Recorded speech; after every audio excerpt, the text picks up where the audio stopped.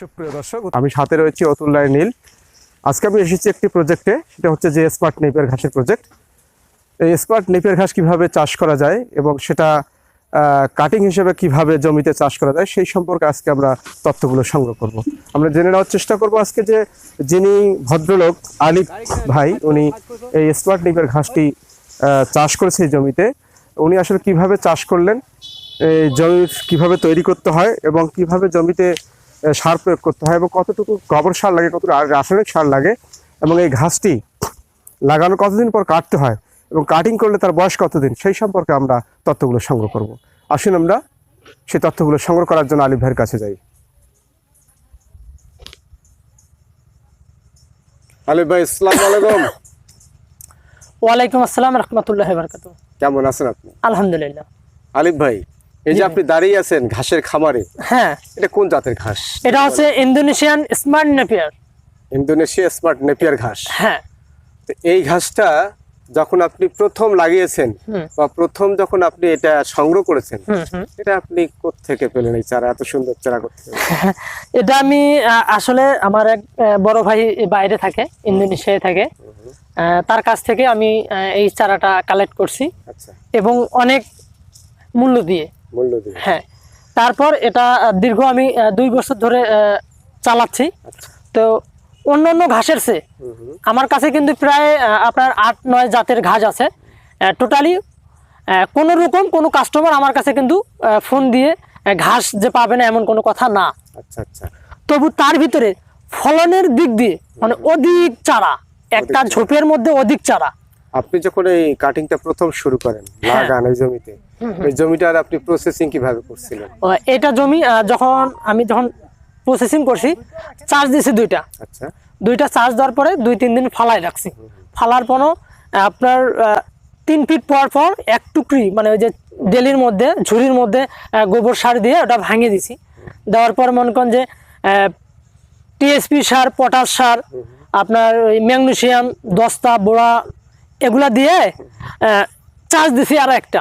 দেওয়ার পর আমাকে যেভাবে আমার ওই ভাই সাজেশন দিছে, ওই সাজেশন আর আমার তো আগের এই ধারণা আছে, ওইভাবে লাগানোর পর আমি কিন্তু হঠাৎ মানে নিরাশ হয়ে গেছিলাম। আসলে এইটা ঘাস কি হবে কি হবে না, ছোট ছোট গিট। তারপর যখন লাগাইলাম, ও বলতেছে আমি গ্যারান্টি, তুমি লাগাও।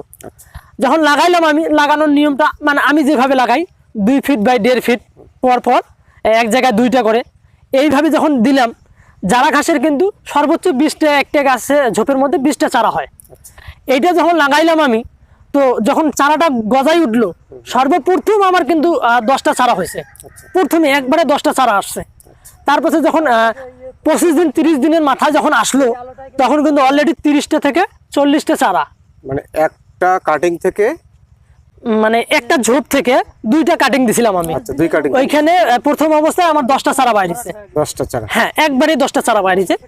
আর ওইখান থেকে যখন আমার 25 থেকে 30 দিনের মধ্যে অলরেডি একটা থেকে ঝোপ থেকে আর কি বলা হয়, সেখানে 30টা থেকে 40টা চারা মানে গছ মানে বাড়িছে। তখন আমি দেখতেছি একটু আর কিছুদিন রাখা যায়, 55 দিন লাগে কাটতে গেলে 3 থেকে 4 ফিট হইতে।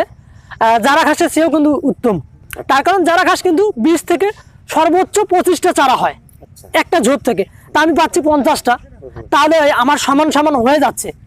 তো এই ঘাসের প্রোটিন মাত্রাও বেশি আর রসালো না? এবং যারা ঘাসের অতিরিক্ত 5 ফিট বা 6 ফিট হলে গোড়ালিটা একটু শক্ত হয়ে যায়, এই ঘাসটা কিন্তু কোনো গোড়ালি শক্ত নাই, খুব নরম ভাই। এটা কিন্তু আপনি ওই যে ছাগল আছে না, গারল, ভেড়া, তারপর হচ্ছে দুম্বা, যে কোনো গবাদি পশুর জন্য উত্তম। আর এটার কিন্তু একটা ঝোপ 2 হাত দিয়ে জড়াই ধরতে হয়, অনেক বড় ঝোপ। হ্যাঁ, আপনি সচরাচর গ্রামে যদি আটি হিসাবে বিক্রি করেন, এক ঝোপ কাটে আপনার 4টা আটি অনায়াসে হবে। আচ্ছা, এখন কথা হচ্ছে যে আপনি কি কি সার প্রয়োগ করেছেন এই জমিতে? এখানে আমি আপনার ওই যে টিএসপি আর ইউরিয়া পরে নেক্সট টাইমে যখন আমার 3 ইঞ্চি হয়েছে, তখন হালকা করে নিড়ানি দিছি। নিড়ানি দেওয়ার পরে ওই আপনার টিএসপি আর ইউরিয়া পরিমাণ মতো দিয়ে পানি দিছি। আচ্ছা, কাটিং যখন আপনি লাগান, কতদিন পর এই ঘাসটা ঝোপ ধরে? কাটিং লাগার 15 দিন মানে জমিটা থেকে যখনই চারাটা বাইর হবে উপরে, তখন থেকেই আর কি ঝোপ হওয়া চালু হবে। আমি কাটছি, আপনি আরো দেখতে পারেন আমার 15 দিন হচ্ছে কাটার। মানে প্রথম কাটছি, দ্বিতীয়বার হয়েছে। আপনার না হলো ৭০টা থেকে 80টা চারা ওইখানে এক বাড়িছে, এবং ভুঁইটা জাম লাগে গেছে 15 দিনেই। আপনি ওটা দেখতে পারেন। এটা আপনার সেচ কিভাবে আপনি প্রয়োগ করেন? এটা সেচ যদি আমার রস থাকে বেশি, সার দেওয়ার ক্ষেত্রে পানি দিলে সারটা দ্রুত কাজ করে, সেই ক্ষেত্রে আমি ওই যে হালকা সেচ দেই মাটিটা ভেজানোর জন্য। আর যদি মাটির মধ্যে রস না থাকে তাহলে ওই যে মেশিন দিয়ে বা মোটর দিয়ে একবারে ঢালা পানি দিয়ে দেন? হ্যাঁ, ঢালা পানি দেই। সেই সময় কি আপনি কোনো সার প্রয়োগ করেন? হ্যাঁ, সেই সময় ওই যে টিএসপি আর দেই, ইউরিয়া দেই। আর তা বাদেও কিন্তু আমার বড় আব্বা আছে, আমার আব্বার বড় ভাই, উনি এই ঘাসটা সব সময় যত্ন করে। হ্যাঁ, উনিও আছে এখানে, ওনারও যদি আপনারা নেন কিভাবে যত্ন করেন, উনিও আপনার 7 টাকা দিবে। একটা বিষয় আমি লক্ষ্য করলাম আপনার এই ঘাসের প্রজেক্টে, এই যে পাতা একটা নষ্ট হতে যাচ্ছে, এই পাতাটা কেন নষ্ট হয়েছে? ও, এটা কিন্তু আপনার মিষ্টি হয় এবং খুব নরম। আচ্ছা। এটা কিন্তু বড় হয়ে গেলে ওই যে আপনার যখন আশেপাশের ধান ক্ষেত যে সময় থাকে, ধান কাটা থেকে হয়ে গেলে তখন কিন্তু আর ধান খেতে পোকা ধরে না। ওই পোকাটা, উড়াঙ্কু পোকাটা আসে এই সবুজ ঘাসে কিন্তু আসে, ধরে আক্রমণ করে। এটাকে প্রতিকারের কি? প্রতিকারের হচ্ছে আপনি মোটার দিবেন বা যে কোনো বিষ, মানে পোকা মারা যে কোনো বিষ স্প্রে করলে এটা সমাধান হয়ে যায়। কীটনাশক হ্যাঁ, দিলে এটা আর কীটনাশকের থাকবে না? না। আচ্ছা, এখন ঘটনা হচ্ছে কয় মাস অন্তর অন্তর আপনি এই স্মার্ট নেপিয়ার? বেশি হবে। ছাগলকে খাওয়ালে 40 দিনের 40 দিনের মধ্যে, আর মধ্যে। গরুকে খাওয়ালে 55 দিন। 55 দিন। হ্যাঁ, তাহলে লাইভ ওয়েটটা হবে কি, একটা ঝোপের মধ্যে আপনার 15 থেকে 16 কেজি ঘাস পাওয়া সম্ভব। হ্যাঁ। আচ্ছা, এখন হচ্ছে এই যে প্রজেক্টটার বয়স কতদিন? এই প্রজেক্টটা আমার প্রায় আপনার 1 বছর ধরে লাগানো আছে। আমরা তো কাটিং হিসাবে ব্যবহার করি, তবে কাটিং আমরা 6 মাসের নিচে কখনো 6 মাস হলে কারেন্টটা পরিপক্ক হয়। হ্যাঁ, জি। এটা তো গজা আসবে না? নাহলে গজা আসবে না।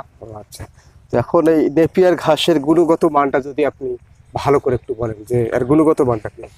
এর গুণগত মান আপনাদেরকে আমি ভাষায় বুঝাইতে পারবো না, তার কারণ যে ঘাস যত ছোট থাকে, আপনার যখন 3 ফিট থাকে, এটার প্রোটিন মাত্রা প্রচন্ড পরিমাণ থাকে, তার কারণে রসালো থাকে। এটা কিন্তু আপনার 30 থেকে 35% প্রোটিন থাকে। দাদা, আপনি এখানে আসছেন ঘাসের খামারে? হ্যাঁ, ঘাসের খামারে। কি ঘাসের খামারে কি নিতে আসছেন? আসলে আমি জারা ঘাস কিছু নিব আর ওই স্মার্ট নেপিয়ার কিছু নিব। স্মার্ট নেপিয়ার ঘাস হ্যাঁ। কাটিং নেবেন আপনি? কাটিং নিব। আজকে কত পিস স্মার্ট নেপিয়ার ঘাস কাটিং? এই আমি 500 চারার মতো নিব। 500 চারার মতো নেবেন? জি। 500 চারা কেন, আরো বেশি তো নিতে পারতেন। না, আমার একটু মানে পরীক্ষামূলক ভাবে ওই মানে একটু দেখবো আগে তারপর। আর জারা ঘাস আমার আছে, আর ওই আপনার রেড কাঞ্চন কিছু আছে। ও আচ্ছা, এটা দিয়ে চালাচ্ছি। তো স্মার্ট নেপিয়ার আমার নাই, যার জন্য এখানে আসা। হ্যাঁ, আলিফ ভাইয়ের কিবাতে আমি মোবাইলে দেখছি, হ্যাঁ ওনার ভিডিও দেখছি, দেখার পরে আমি ফোনে যোগাযোগ করে এখানে আসলাম। আচ্ছা, এই কাটিং নেওয়ার জন্য। আপনি কোথা থেকে আসছেন? আমি বীরগঞ্জ থানা থেকে আসছি। বীরগঞ্জ থানা থেকে আসছেন? আপনার বাড়িতে কত বিঘা জমিতে ঘাস লাগাইছেন? আমার বাড়িতে আসলে আমি তেমন ভাবে গরু চাষ করি না। ওই 3টা গাভী আছে, হ্যাঁ 3টা বাচ্চা আছে। আর ওই পাশাপাশি আমি কৃষির পাশাপাশি ওই একটু আর কি ঘাস লাগাবো প্রথম পর্যায়ে। গরুকে খাওয়ানোর জন্য? মানে বিক্রি করার জন্য না, গরুকে খাওয়ানোর জন্য। নিজের চললে হয়। ভবিষ্যৎ পরিকল্পনা আপনার কি? আসলে আমি দেখি, হ্যাঁ কৃষির পাশাপাশি যদি এটা যদি ভালো লাগে, তা আমি ওই এই কিবাতেই আসতে যাচ্ছি আর কি। ঘাসের ব্যবসা বা গরুর, হ্যাঁ একটু প্রতিপালন করার জন্যই এটা আমার ইচ্ছু আর কি আগে থেকে। তো দাদা, আপনার নামটা যদি বলেন? আমার নাম হরিপ্রসাদ রায়। হ্যাঁ, হরিপ্রসাদ রায়, বাড়ি বীরগঞ্জ থানা। আচ্ছা, এটা জমিটা কত? জেলা দিনাজপুর। এটা মোটের ভরা আমার 30 শতাংশ জমি আছে। এখন যদি আপনি কাটিং হিসেবে বিক্রি করেন এই স্মার্ট নেপিয়ার, তাহলে আপনি এই কত শতাংশ বললেন? 30 শতাংশ। 30 শতাংশে আপনি কত লাখ কাটিং বিক্রি করতে পারবেন? এখানে সর্বোচ্চ 1.5 লাখ কাটিং বিক্রি করতে পারি 6 মাসে? হ্যাঁ, 6 মাসে। তাহলে বছরে কয়বার কাটিং? বছরে 2 বার। 2 বার কাটিং। কাটিং এর ব্যবসা করে আপনার কি রকম প্রফিট আসে? আল্লাহর রহমতে টুকিটাকি বাচ্চা, স্ত্রী, বাবা মা নিয়ে খুবই শান্তিতে আছি। মোটামুটি আমার পার ডে 10 থেকে 15,000 টাকার অ্যামাউন্ট বিক্রি করি আমি পার ডে। হ্যাঁ, পার ডে। তার মানে ভালোই চলছে আপনার? হ্যাঁ, ইনশাআল্লাহ, আপনাদের দোয়ায়। আপনি এই যে স্মার্ট নেপিয়ার ঘাসের যে কাটিং, আপনি কিভাবে সেল করেন? কিভাবে এগুলো হচ্ছে সেল? আমাদের ওই অনলাইনে নাম্বার দেওয়া থাকে বা ভিডিওর মধ্যে নাম্বার দেওয়া থাকে, ওই নাম্বারে আমাদেরকে কল করে বা মেসেজ করে, তখন আমরা ফোনের মাধ্যমে কথাবার্তা বলে আপনার কুরিয়ারের মাধ্যমে বাংলাদেশের যে কোনো প্রান্তে আমরা দিয়ে থাকি। আর মেন কথা হচ্ছে বগুড়া থেকে আপনার পঞ্চগড়ের শেষ সীমানা পর্যন্ত বাংলাদেশের এইটুকু জায়গার মধ্যে আমরা 12 থেকে 24 ঘন্টার মধ্যে মালটা আমরা পৌঁছায় দিব, ডেলিভারি দিতে পারেন, ডেলিভারি দিতে পারবো যে কোনো কুরিয়ারের মাধ্যমে। আপনার মোবাইল নাম্বারটা দিতে পারেন।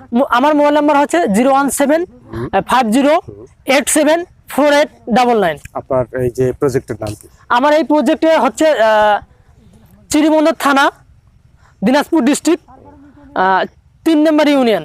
3 নম্বরে। হ্যাঁ। আচ্ছা, এখন ঘটনা হচ্ছে যে আপনার এই যে এই 1 বিঘার মাটিতে বা 30% জমিতে আপনি যখন কাটিং লাগাবেন বা নতুন একজন কাস্টমার নিয়ে লাগাবে, লেবার কয়টা লাগবে? আপনি যদি নতুন ভাবে লাগান তাহলে লাগানোর 30% মাটির জন্য 2টা মানে লেবার কস্টে এনাফ। 2টা লাগে না, তবে 2টা হলে ভালো হয়, দেখে শুনে লাগানোর একটা সিস্টেম থাকে, 2টাই এনাফ।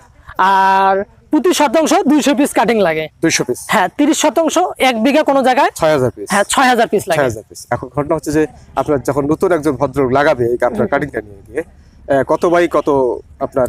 ওটা আমরা ওই যে মুখে বললে হয়তো ওদের ফোন থাকে না, আমরা একটা শর্ট ভিডিও করে ওদেরকে মেসেঞ্জারে পাঠাই দেই। আচ্ছা, তো ওই ভিডিও অনুসারে ওরা লাগায়।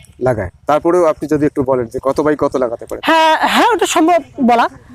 আপনার এক শাড়ি থেকে আরেক শাড়ি 2 ফিট, আর যে শাড়িটা রশি টানা দিয়ে করবে সেটা হচ্ছে 1.5 ফিট বাই 1.5 ফিটের মাঝখানে এক জায়গায় 2টা কাটিং রাখবে। আচ্ছা, ঘাসে কি আসলে গোবর সার বেশি প্রয়োজন?